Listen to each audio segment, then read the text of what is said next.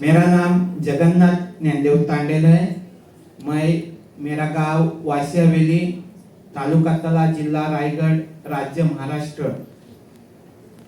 आमच्या इथे स्वदेश फाउंडेशन ज्यावेळी आले त्यावेळी ते फक्त माध्यम होते आणि त्या माध्यमातून 12 जुलै 2019 साली जेव्हा आमचे गाव विकास समितीची स्थापना झाली त्यावेळेस लोकांचं खूप आकर्षण होतं की आपल्याला काय माहिती देत आहेत, काय नाही देत आहेत असा विषय होता।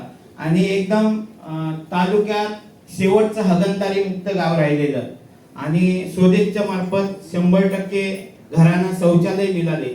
तसेच PRA ऍक्टिव्हिटी, तसेच गाव विकास समितीची स्थापना केली, नंतर PRA ऍक्टिव्हिटी केली, नंतर गाव विकास आराखडा तयार केला। त्याच्यानंतर जो आराखडा तयार केला त्याच्यातून असा फायदा झाला की तोच आराखडा वित्त आयोगामध्ये ग्रामपंचायतला देण्यात आला।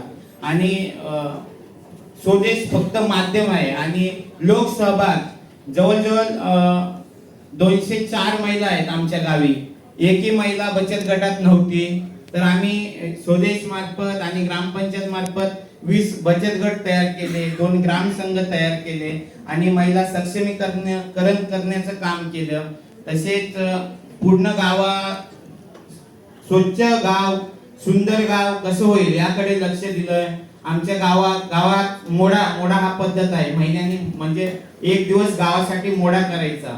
तर स्वच्छता करण्यासाठी महिलांनी पुढाकार घेतला आणि त्याच्यामुळे आमच्या ग्रामपंचायतला 3 पुरस्कार भेटले।